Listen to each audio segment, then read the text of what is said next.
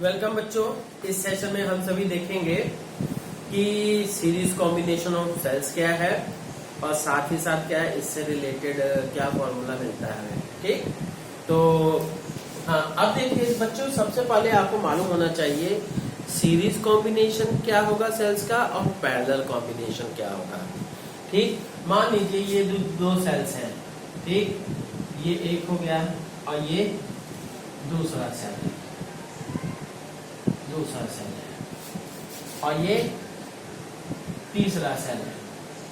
ठीक, ये तीन सेल्स हो गए, इनका कुछ अपना इंटरनल रेजिस्टेंस भी होगा। ठीक, ये इंटरनल रेजिस्टेंस आपको पता है कि ये जो बड़ी लाइन है दैट इज पॉजिटिव एंड छोटी लाइन इज निगेटिव। ठीक, तो अब सीरीज क्या होगा, whenever we connect positive with, हाँ ये क्या है, positive of first cell with negative of second and so on क्या होगा, तो then that will be series combination. ठीक, और अगर क्या है इसके अपोजिट की all the positive, when positive is connected with positive and negative is connected with negative, then that will be parallel combination। ठीक है, तब वो क्या होगा, पैरेलल कॉम्बिनेशन होगा। अभी जैसे ये देखिए, ये तीनों सेल्स हैं, इन तीनों सेल्स को हमने क्या किया, ये सभी के सभी पॉजिटिव सिरे हो गए। ठीक, ये सभी के सभी पॉजिटिव सिरे हो गए और सभी के सभी इधर निगेटिव सिरों का एक साथ, पॉजिटिव सिरों को एक साथ, तो ये हो गया निगेटिव और ये हो गया पॉजिटिव करिएगा।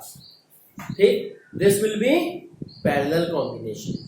और अगर इसकी बजाय क्या है, इसकी बजाय हम दूसरा कर दें कि इसी सर्किट में हम दिखा दें आपको, ताकि आपको थोड़ा सा आसानी रहेगी, है ना। तो अब ये है, अगर इसी का हमने, ये निगेटिव है, इसको हमने इसके पॉजिटिव से, फिर इसके निगेटिव को इसके पॉजिटिव से कनेक्ट कर दिया, then this will be the series combination. मतलब इसको थोड़ा सा गड़बड़ लग रहा है तो इसको हम ऐसे शो कर सकते हैं। ठीक,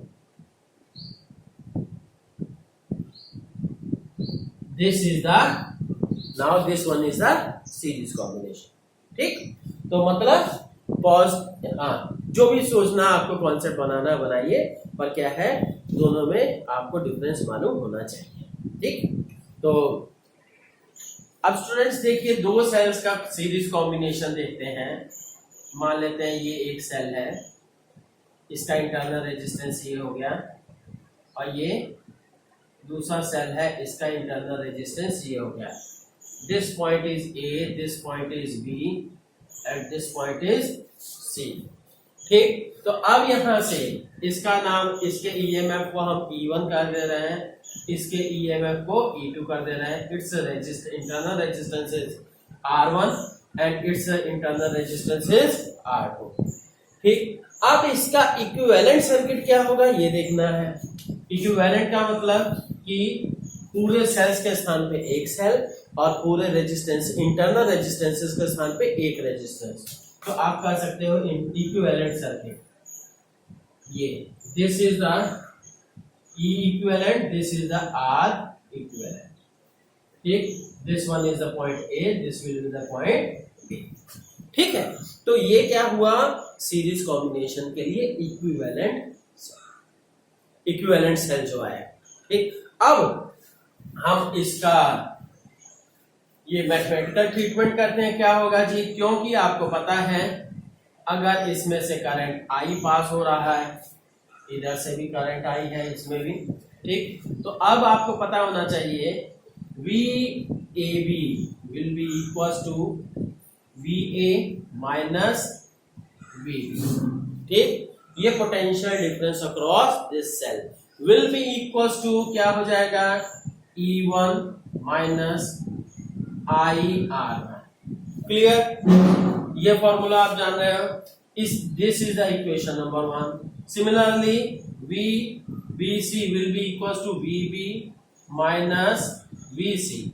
तो अब क्या है, यहां से E2 माइनस I, करंट तो I फ्लो हो रहा है ना, minus IR। This will be the equation number 2। अब आपको निकालना क्या है, सॉरी यहाँ पे बच्चों एक C होता है, ठीक है, तो ये करेक्ट कर लीजिएगा, C होगा।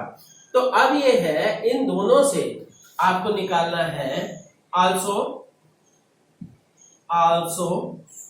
For equivalent circuit, equivalent cell है ये, क्या होगा कि VAC will be equals to E equivalent minus I into R equivalent। This is the equation number 3। ये थर्ड इक्वेशन हो जाएगा।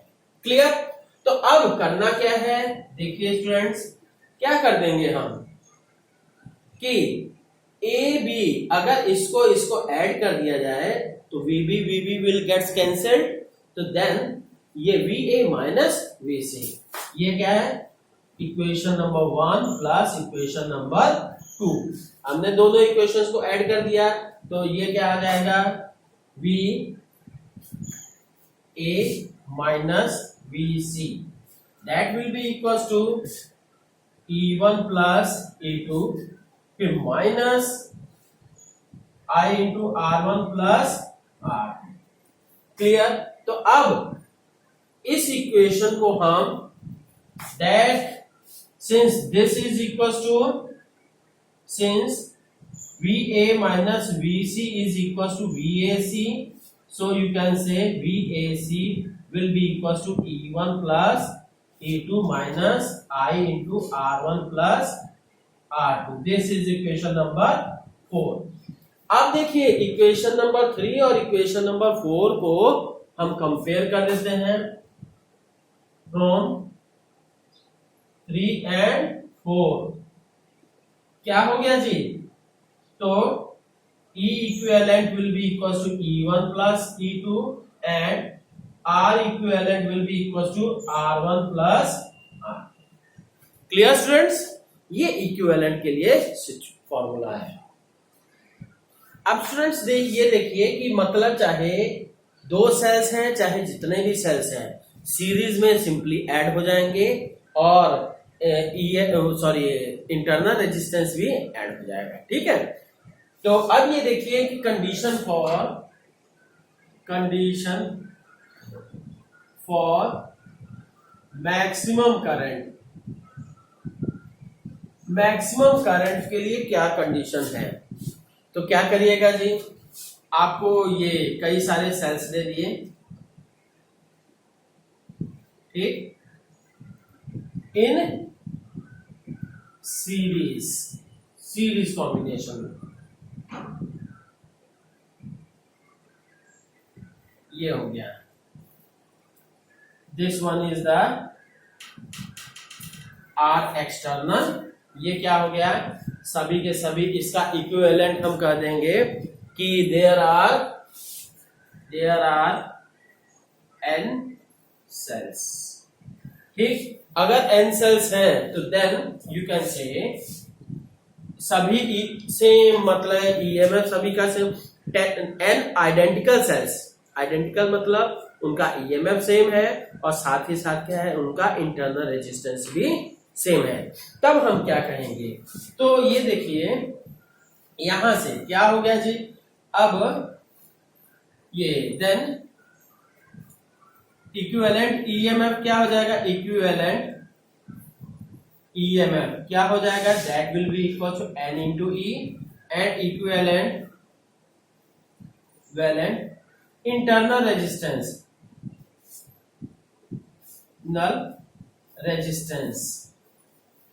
इक्विवेलेंट इंटरनल रेजिस्टेंस क्या हो जाएगा, तो that will be equal to N into R. Clear. अब total current के लिए क्या फॉर्मूला होगा, ठीक है, सोच सकते हो।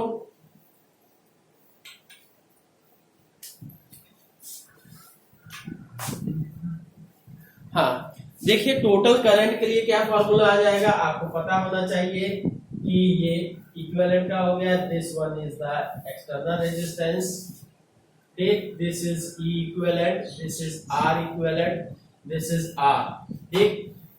Now what will be the formula for current, current will be equal to total EMF divided by total resistance, total resistance कितना, R प्लस R इक्विवेलेंट। तो इक्विवेलेंट वाले के स्थान पे क्या लग जाएगा जी, N into E by R plus N into small r, ठीक। तो अब क्या कहेंगे, ये देखिए कि ये आ गया करंट कब, अगर क्या है कंडीशन लगाई जाए कि if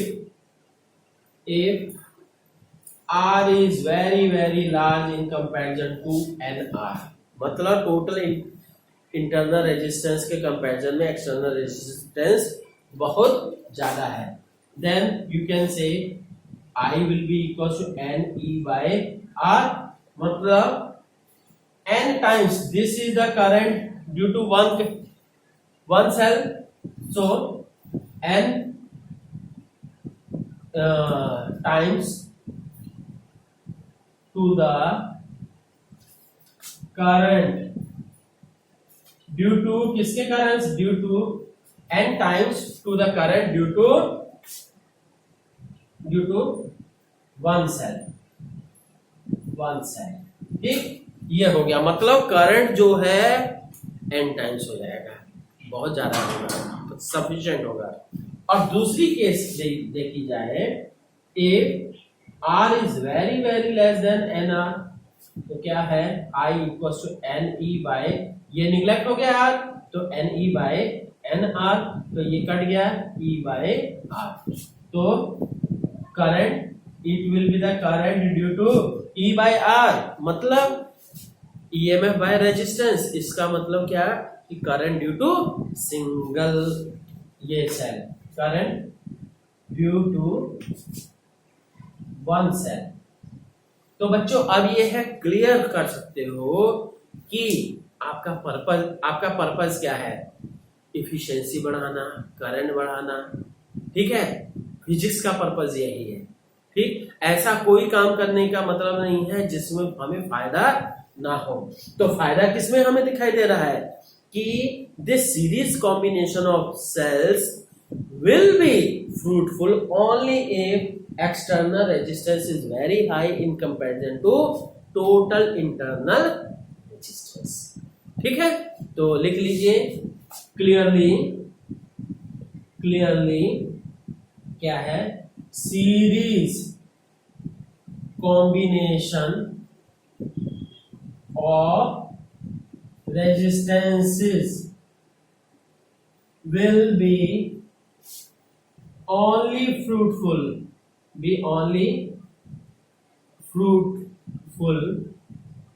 if external resistance is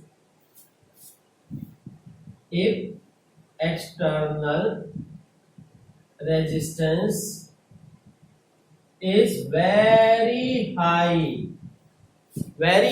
किसका कंपैरिजन में, इन कंपैरिजन टू लिख लीजिएगा, in comparison to total internal resistance, ठीक है। Okay, thank you.